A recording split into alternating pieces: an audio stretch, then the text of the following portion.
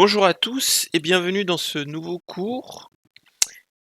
Aujourd'hui nous allons aborder la section 3 qui est sur les confirmations. Donc les confirmations, c'est ce qu'on va voir aujourd'hui. Donc je vous rappelle que durant la première section, on a vu les structures, donc les structures de marché. Ensuite, dans la deuxième section, on a vu les supply, les demand et les POI, les point of interest, donc c'est les zones d'intervention. Donc ça serait ça. Ça serait une demand. Et maintenant, on va voir aujourd'hui, ou en tout cas, je vais vous initier au principe des confirmations. Donc, à quoi sert une confirmation? La confirmation va nous permettre de zoomer dans le prix, dans une demand typiquement. Donc, on pourrait prendre ce carré-là et de chercher une confirmation en petit time frame. Donc, on part du principe que ça, c'est un mouvement 10 heures. Et comme je vous l'ai dit, et vous l'avez remarqué à travers les vidéos et sûrement vos exercices pratiques, le marché est fractal, donc un mouvement 10 heures en petit time frame, on aurait quelque chose comme ça. On aurait quelque chose comme ça peut-être en 5-10 minutes, en toute petite time frame. Et la confirmation, ça va nous permettre, la fractalité, on va utiliser la fractalité pour venir chercher une entrée en petite time frame, en petite unité de temps, afin de chercher des plus hauts et maximiser le risk-reward. Donc la confirmation, elle s'effectue après que nous ayons confirmé la structure. Donc c'est pour ça que ce module, cette formation est enseignée dans ce sens-là, parce que la structure est plus importante que les supply et demand, et les confirmations sont importantes uniquement si on a une structure haussière ou baissière et qu'on a une demand et une supply ensuite dans la structure. Donc la confirmation, elle s'effectue après que nous ayons confirmé la structure, donc ça c'est le premier point. Le deuxième point, elle s'effectue dans notre PY, on pourrait dire supply et demand importante. On pourrait même appeler ça protégé. Donc dans cette demand et dans cette supply qui est importante, ce qui va être intéressant pour nous, c'est de descendre en time frame, et venir chercher une confirmation à partir de la structure et des manipulations de marché. Donc les manipulations de marché, c'est ce qu'on va voir dans cette section-là. Je vais vous montrer en fait qu'est-ce qui se passe sur les graphiques, dans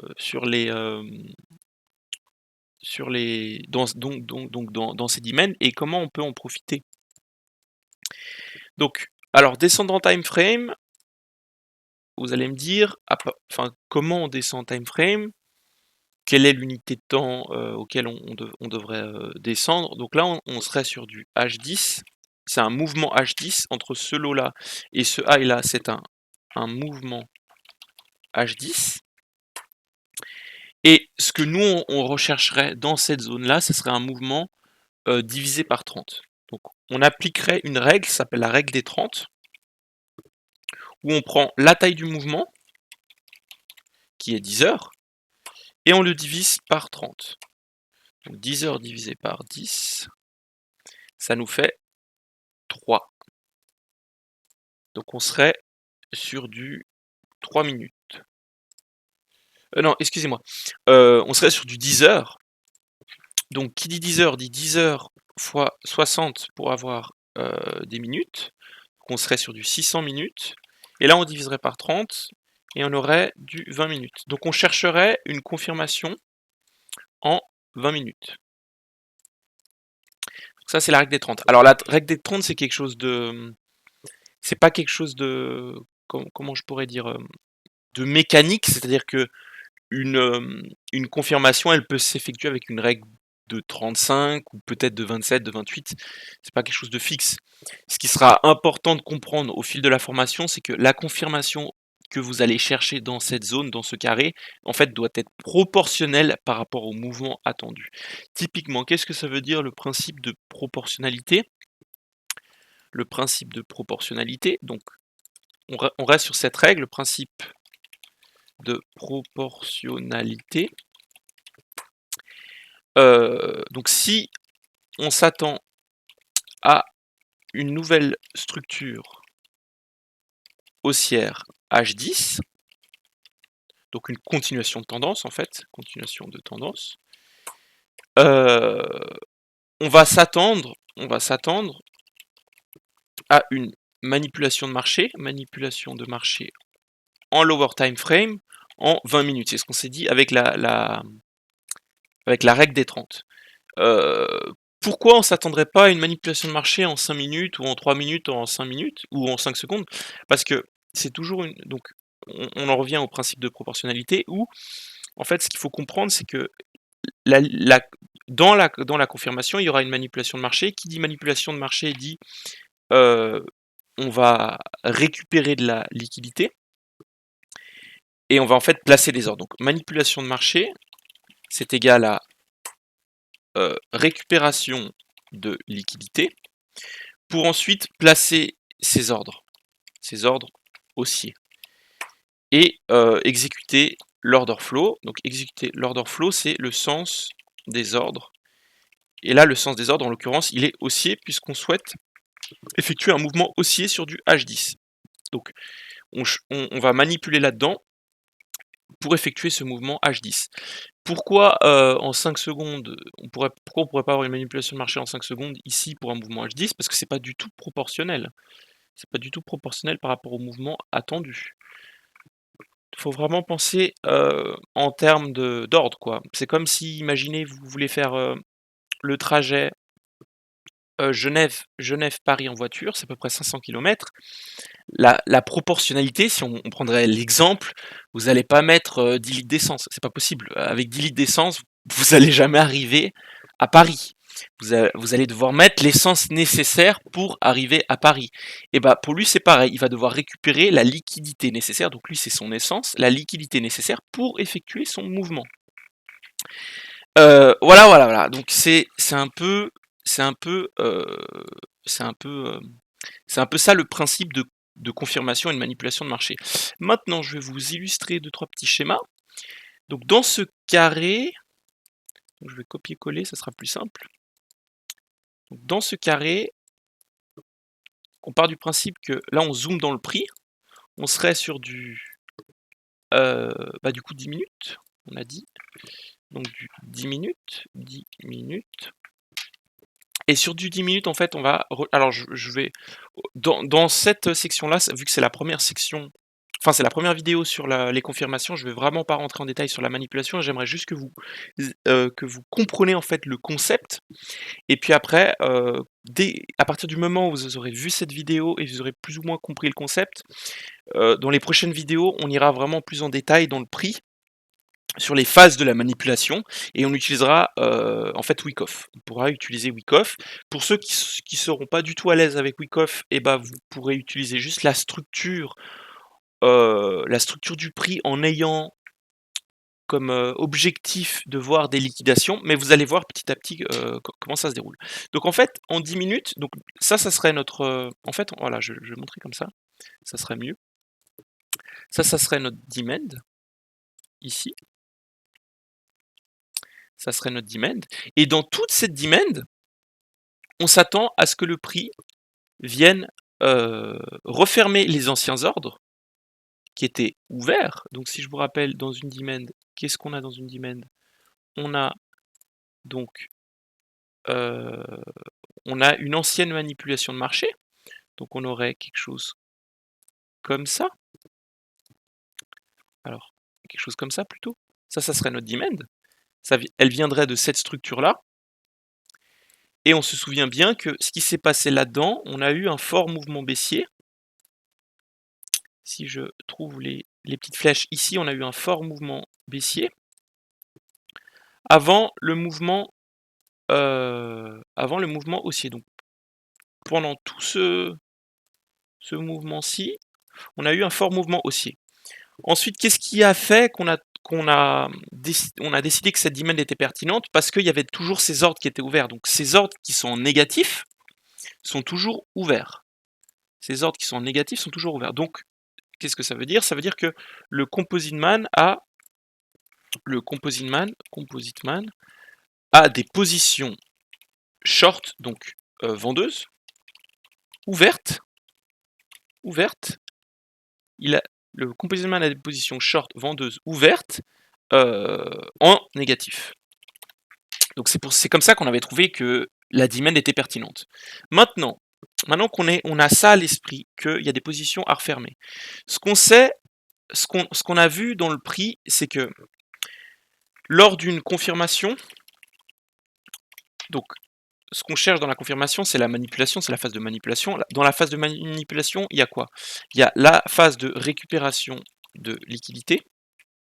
Alors d'abord, il y a la phase de mitigation des anciennes positions. Donc, qu'est-ce que c'est la phase de mitigation des anciennes positions? En fait, le prix va revenir dans cette zone et il va refermer toutes ces positions qui étaient en négative.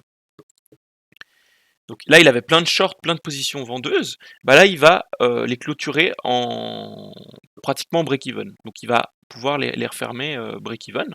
Donc, il va clôturer ces anciennes positions. Ça, c'est la phase de mitigation. Et ensuite, la deuxième phase, c'est la création de liquidité. Création de liquidité. Qui dit création de liquidité dit inciter les investisseurs à acheter/vendre. Et la troisième phase, c'est la récupération de liquidité. Et la quatrième phase, c'est exécuter le billet. Donc typiquement, qu'est-ce qui se passerait dans cette zone en petit time frame, en 10 minutes, si on prendrait voilà, ce carré-là? Schématiquement, le prix ferait plus ou moins quelque chose comme ça. Hein. À chaque fois, c'est différent, mais c'est plus ou moins la même chose. Le concept est toujours le même, mais la confirmation est forcément à chaque fois différente. Donc là, on serait sur du 10 minutes. Et ben, le prix, il commencerait à déjà ralentir dans cette zone. En général, il commence à ralentir dans cette zone parce qu'il est en train de refermer en fait ces positions qui sont là Il avait des shorts, il a dû vendre massivement ici à perte pour récupérer de la liquidité et injecter fort en long. Et bah ces positions-là sont toujours ouvertes. Donc là, il va utiliser cette opportunité-là pour refermer toutes ces positions-là, break-even, avant d'effecter des plus hauts. Donc on aurait une phase de mitigation et ensuite on aurait une phase de création de liquidité. Donc on a une phase de création de liquidité où le prix ne fait plus grand chose et on commence à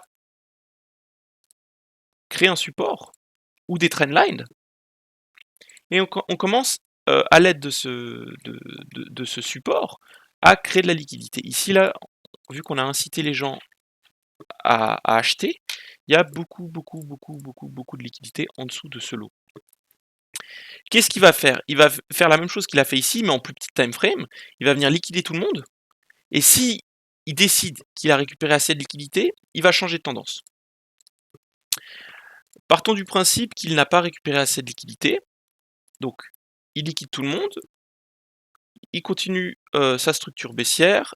Il liquide tout le monde. Ensuite, il change de structure. Donc là, on aurait un break of structure. On aurait notre break of structure. On aurait notre break of structure ici. Et on s'attendrait à des plus hauts. À partir du moment où on a compris en fait les phases du marché où le prix est revenu, donc le prix est revenu dans notre demand. Il a effectué la mitigation des anciens ordres. Ensuite, il a effectué la création de liquidité. Donc là, on a une création de liquidité, là, on a une création de liquidité. On a la récupération de liquidité. Donc là, il y a eu la création, là, il y a eu la récupération de liquidité, là, il y a eu la récupération de liquidité, et ensuite, il y a le break of structure. Donc, le prix nous dit que la structure a changé, et en plus, elle n'a pas changé, juste changé, elle a changé, donc la structure a changé après que la liquidité ait été prise. C'est à partir du moment ou que la liquidité a été prise, que le changement de structure est important. Typiquement là, peut-être, enfin là on aurait sûrement un changement de structure, on aurait pris ce high, mais pourquoi c'est pas pertinent de prendre en compte ce break of structure? Là on aurait un break of structure en petit time frame. C'est pas pertinent de le considérer parce qu'on a toute cette liquidité en dessous. Et tant que la liquidité n'a pas été prise, le break of structure n'est pas pertinent. On n'a pas besoin de le prendre en compte.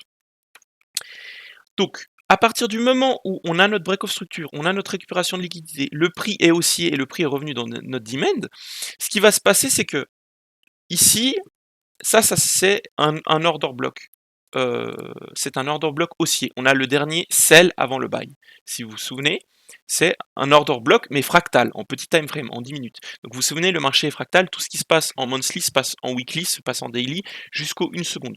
Et c'est comme ça qu'on peut trader les marchés financiers. Donc là, on a une structure 10 heures et on va effectuer tous les concepts qu'on a appris. Maintenant, on va les effectuer dans la demand. Exactement la même chose, mais dans la demand.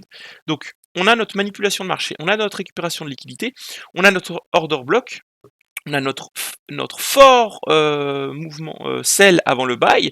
Donc, qu'est-ce qu'on aurait en petit time frame? En petit time frame, on aurait un low ici et un high. C'est ce qu'on aurait en petit time frame. On aurait un high et un low.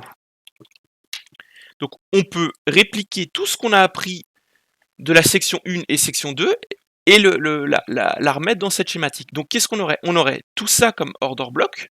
Donc on pourrait soit prendre un long sur le break of structure et mettre un SL en dessous du low et s'attendre à des plus hauts. Donc s'attendre à un plus haut, c'est-à-dire à venir prendre cette structure-là, vu qu'on est haussier et qu'on s'attend à faire des plus hauts. Ça serait un moyen de trader le prix. Donc on attendrait que le prix retrace. Donc, où est-ce que le prix? Voilà, on s'attendrait à ce que le prix retrace ici avant de faire des plus hauts.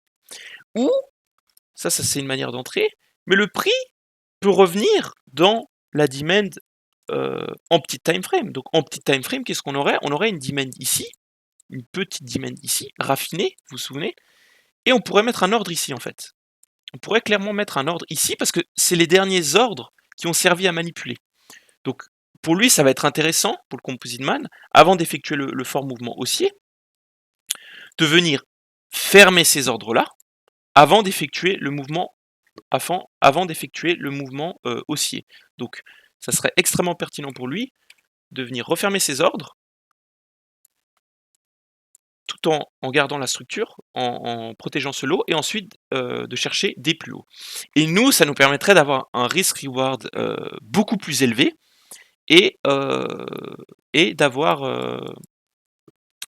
une entrée beaucoup plus raffinée. Vous allez voir qu'en fait, quand vous aurez bien compris la manipulation de marché, vous aurez une belle structure haussière ou baissière, une belle demand ou une belle supply, et que vous avez bien compris la manipulation de marché, qu'au moment où vous allez entrer, le prix ne va pas tout le temps revenir dans la demand. Des fois, le prix part direct, des fois, le prix revient carrément très profondément dans 80 à 90% de la demand avant de faire des plus hauts, et ça vous permet d'avoir des risk-reward énormes. Ou des fois, le prix revient dans les 50%, ou le prix revient à peine dans le break of structure, et repart, et vous allez voir ça à force de vous entraîner sur les marchés, et aussi dans la 4e section qui sera les types d'entrée. Mais c'est pour vous donner une idée de tous les concepts qu'on utilise. Donc là, on utilise la fractalité, la proportionnalité, la structure, la demand, et ce concept vraiment de manipulation de marché et de confirmation.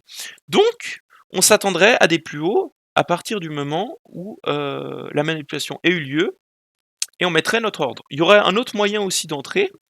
On pourrait prendre le 50% de ce low et ce high et placer un ordre d'achat dans le 50%. Alors ça, on verra dans les autres sections, mais c'est pour vous donner une idée.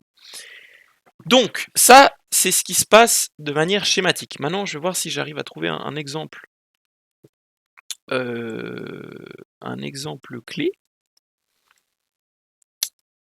Alors, un exemple clé, enfin il devrait en avoir plein. Donc, où est-ce que... Voilà, là on en a un super. On a un exemple absolument parfait. Donc, ici, on aurait notre lot. Ici, on aurait notre high.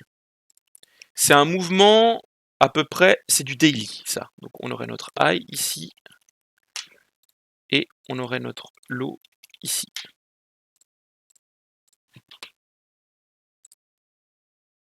Donc, nous avons un low et un high et un fort mouvement haussier en daily. Nous avons ici une magnifique demand qui est, alors je vais mettre en replay. Pourquoi cette demand-ci? Parce que c'est la dernière manipulation avant le fort mouvement haussier, c'est le dernier sell avant le buy. Ensuite, il y a beaucoup d'imbalance, donc cette demand est extrêmement pertinente. Et puis on a une super structure, on a un low, un high, ça ce n'est pas une structure. Et donc on chercherait une manipulation en... donc on utiliserait la règle des 30, on est sur un mouvement daily, divisé par 30, donc on ferait 24 heures fois 60, ça nous donnerait 1440, et on divise par 30, et ça nous donne à peu près 48 minutes. Donc on va prendre du 45 minutes. Donc on chercherait une manipulation en 45 minutes avant de faire des plus hauts. Typiquement là on en aurait une. Et puis en fait on attendrait à ce que le prix revienne là-dedans avant de faire des plus hauts. Donc on pourrait, on aurait là une manipulation. Je vais revenir dans le prix. Ça allait un peu vite. En 45 minutes.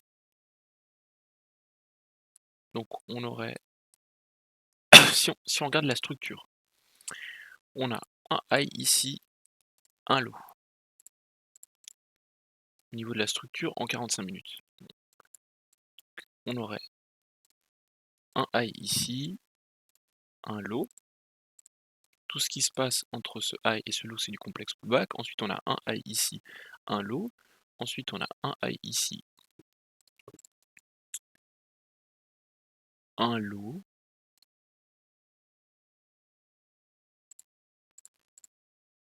À peu près là, on aurait un high. Bon, ça me paraît faible. On aurait un high, un low. Et là, on aurait un break of structure.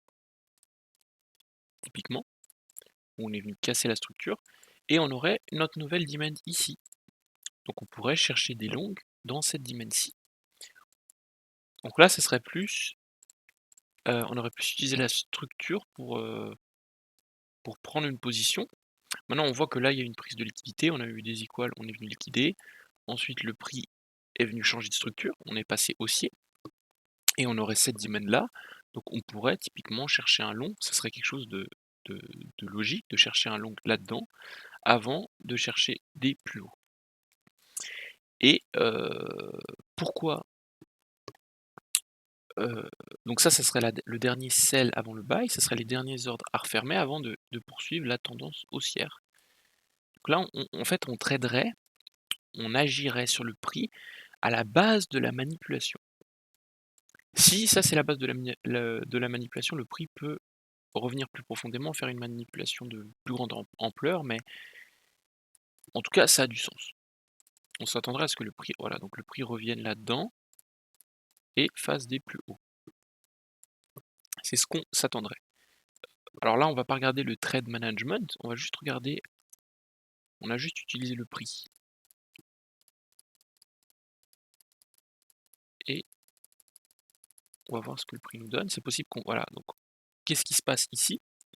Donc là, on prendrait soit un stop loss, donc une perte, soit on prendrait un trail stop, donc je vous montrerai le trail stop dans une autre vidéo.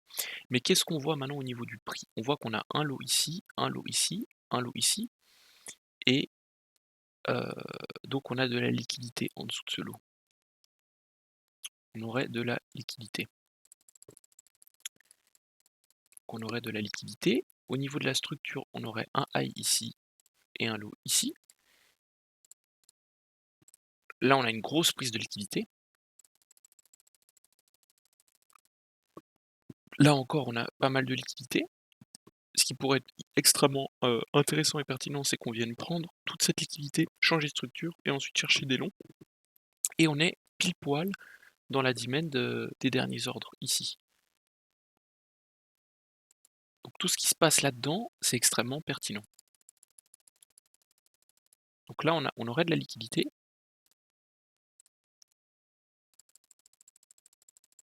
Ce qui serait pertinent, c'est qu'on vienne voilà, donc là, typiquement, vous voyez la phase de manipulation où on a une création de liquidité, un mouvement haussier, encore une fois, un mouvement haussier, un mouvement haussier, un mouvement haussier, un mouvement haussier, un mouvement haussier. On est en train de créer de la liquidité, on force les gens à se placer. Il y a un nombre incalculable d'ordres ici. Et au niveau de la structure, on aurait un high ici et un low. Donc ce qui pourrait être extrêmement pertinent maintenant, ça serait d'avoir cette prise de liquidité, cette cassure de structure, et ensuite entrer en longue. C'est ce qui pourrait. Donc là, on aurait un break of structure. Ce qui pourrait être intéressant, c'est de mettre un ordre ici, typiquement, et d'aller chercher des plus hauts. Aller chercher des plus hauts. Tout en prenant compte que on a encore des equals là. Donc là, typiquement, et on aurait cette demand là en interne. On aurait soit cette demand là, soit on aurait tout ce mouvement là. Et là, bah, typiquement, on n'aurait pas d'entrée. Le prix ne serait pas revenu dans notre demand. D'où l'importance de varier ses entrées. Par contre, si on était entré sur le break of structure, là on aurait été exécuté. Mais on n'a pas été exécuté. Et là on aurait une manipulation. Donc vous voyez, en fait, la manipulation a été peut-être plus en 1 heure, voire du 2 heures. Ça a plus été du 2 heures que du 45 minutes. Donc il y a une prise de liquidité ici, ici, ici, ici. Ensuite il y a un changement de structure et on s'attend à des plus hauts. Donc le prix n'est pas revenu entièrement. Peut-être qu'il reviendra plus tard. Non. Et puis on va faire sûrement des plus hauts. Donc là après, tout ça c'est tradable. Ça s'appelle des continuations de tendance. On pourrait chercher des longs là-dedans avant d'avoir des plus hauts. Vous voyez là, le prix est revenu pile poil dans la demand et fait des plus hauts. Donc ça serait plus comme trade, ça serait une continuation de tendance. On chercherait ce high là. Mais ça, on verra plus tard. Une autre fois.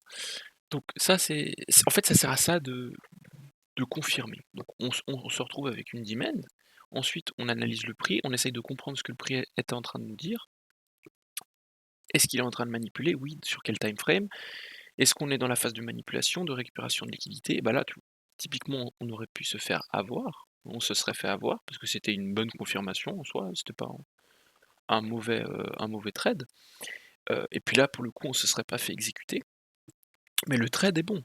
Si le prix serait revenu, on aurait un RR de 12,3, 12,7 fois le risque. Et c'est correct. C'est clairement correct. Donc ça serait un premier exemple. Je vais voir si on a d'autres exemples. Et du coup, le prix... alors, je vais le mettre en 12 heures. Alors... Il y en a plein, hein. Mais je vais essayer de prendre des exemples qui sont simples. Donc là, il y en a un qui est parfait. Donc typiquement, ici, si je me mets en 3 semaines, en 3 semaines, on aurait un low, ici, et un high. Ça serait notre high, 3 semaines. Et ça serait notre low, 3 semaines. On part du principe que maintenant on cherche une demand.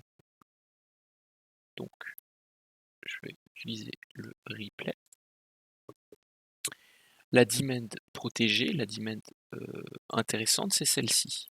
C'est cette énorme bougie où on est venu prendre toute la liquidité. Donc En fait, ce qui s'est passé en interne, c'est qu'on est venu prendre ces lots-là et ces lots-là avant de faire des plus hauts. Le prix est revenu. Et donc, le prix n'est jamais revenu, on a de l'imbalance, donc cette demand est extrêmement pertinente. Maintenant, on pourrait s'attendre à une manipulation en grande time frame, donc au moins du 4 heures, on est sur du weekly, avant d'effectuer un mouvement 3 semaines.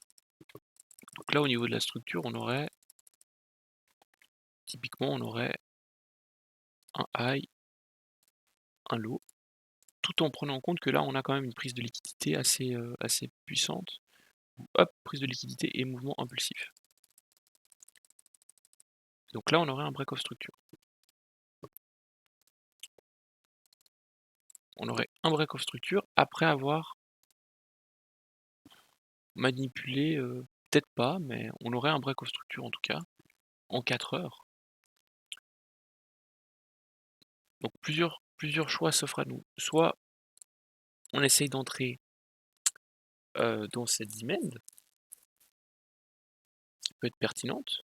Si le prix revient, ça pourrait être extrêmement pertinent de mettre un ordre là-dedans. Le prix n'est jamais revenu là-dedans. C'est les derniers ordres, si vous regardez, c'est les derniers ordres qui ont servi à manipuler. Dernier sell avant le buy. Donc on pourrait s'attendre à ce que le prix revienne là-dedans avant de faire des plus hauts.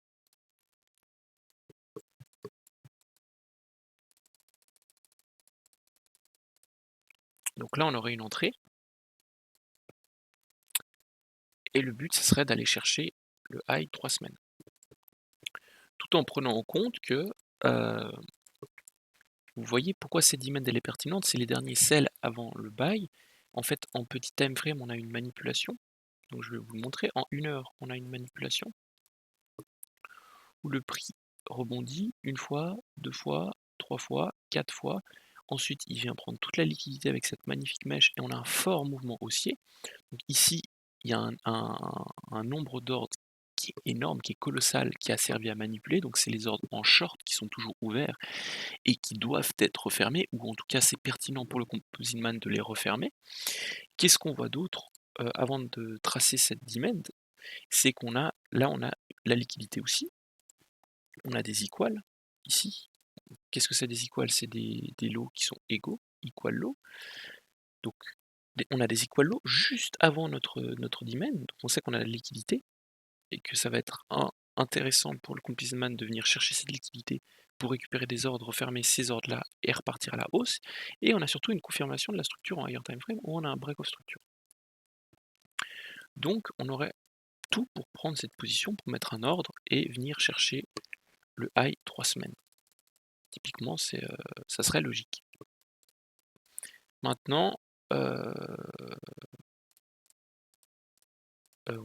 on aurait, là on aurait un fort mouvement haussier. On pourrait ensuite continuer à chercher des longues en petit time frame parce qu'on a une manipulation ici d'ampleur. Donc vous voyez, toute cette phase-là, qui se fait sur 42 jours à peu près, c'est une phase, c'est ce qu'on appelle la phase de consolidation, la phase de manipulation. Le prix ne fait plus rien, mais en fait, il est en train, durant cette phase-là, il est en train de refermer tous ces ordres-là. Ensuite, il est en train de créer de la liquidité pour injecter ces ordres en longue et pour que le mouvement ensuite soit impulsif et qu'on soit haussier sur la grande time frame. Vous voyez comment après, ensuite, le mouvement est extrêmement impulsif, le mouvement part. Donc pendant toute cette phase-là, le prix ne fait rien. Et ensuite, on a des mouvements impulsifs, rapides, mouvement impulsif, rapide, mouvement impulsif, rapide. Pourquoi? Parce qu'on a eu toute cette phase-là où on est venu, comme je vous dis, récupérer de la liquidité. C'est comme si on avait fait le plein en fait, on a fait le plein d'essence. Et à partir du moment où on a fait le plein d'essence, bah, on peut rouler. Et bah là, c'est exactement pareil pour le prix. Le prix peut rouler. Et le prix peut rouler et aller chercher des plus hauts. Vous voyez comment c'est impulsif? Le mouvement est très très très très très impulsif. Donc après là on pourrait chercher des longues et une continuation jusqu'à qu'on prenne le high de 3 semaines, puisque nous sommes haussiers. Et là encore une fois, le prix n'a plus de liquidité, donc le prix fait quoi? Il crée un support qu'il va venir liquider avant de faire des plus hauts. Avant de faire des plus hauts. Maintenant, si je monte en time frame, qu'est-ce qu'on aurait? Parce qu'on pourrait continuer à chercher des longues, et on aurait cette magnifique demand ici, cet énorme sell avant le buy. On pourrait s'attendre à ce que le prix revienne là-dedans avant de faire des plus hauts. Pourquoi cette demand là? Parce qu'il y a tous ces ordres qui n'ont pas été, je vais enlever ça, il y a tout ce sell avant le buy qui n'a jamais été refermé. C'est la dernière structure, la dernière demand importante. On part du principe qu'on est haussier, hein, donc on s'attend à des plus hauts. Et ça serait les derniers ordres. Donc on aurait cette magnifique demand et on pourrait s'attendre à ce que le prix revienne dans ces ordres-là avant de faire des plus hauts. C'est pas dit, mais... Et puis qu'est-ce qu'on aurait pour confirmer tout ça? On aurait pas mal de liquidités ici, ici, ici. Donc on pourrait s'attendre à ce que le prix vienne liquider tout ça avant de faire des plus hauts. Donc le prix revient dans notre zone. On serait sur à peu près du weekly. Donc on pourrait s'attendre à un mouvement, à une manipulation. Alors weekly, c'est 5 jours. Je vais faire le calcul. Donc 5 fois 24 fois 60 divisé par 30, on serait sur du 240 divisé par 60, on serait à peu près sur du 4 heures. On serait sur une manipulation à peu près 4 heures.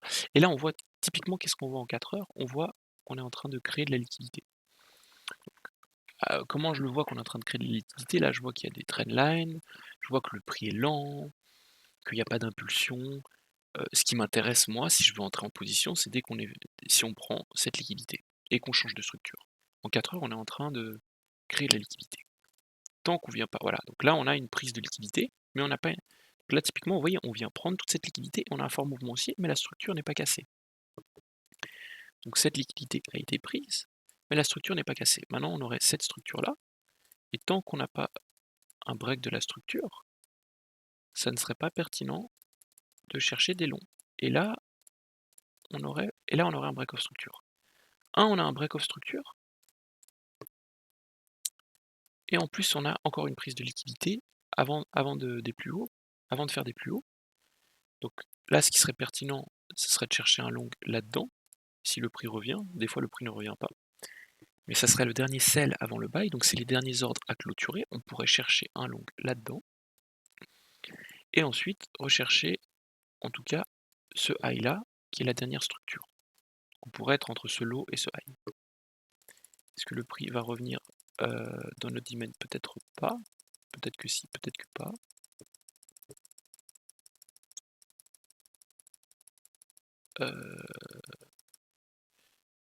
Donc je vais passer en plus grande time frame, histoire qu'on gagne du temps. Et donc non, le prix ne serait pas revenu là-dedans. Des fois, vous voyez, le prix ne revient pas. Mais bon, après, ce qu'on pourrait faire en plus petit time frame, c'est venir chercher des longues là-dedans. Pourquoi? Parce que on considère que on a une nouvelle structure maintenant. On a un low ici et un high. Et ça, c'est la dernière demand intéressante avant. C'est le dernier sell avant le buy. Et en plus, c'est la dernière demand intéressante. Donc si le prix revient là-dedans, ce serait extrêmement pertinent de chercher des longues. Et donc pour l'instant, on n'aurait pas d'entrée. Donc le prix, peut-être que le prix reviendrait. Et le prix ne reviendrait pas et on fera des plus hauts. Là, typiquement, vous voyez, on aurait voulu confirmer. Donc on avait les label zones. Donc là, on aurait un trade. Mais là, on n'aurait pas de trade. Le prix ne serait pas revenu.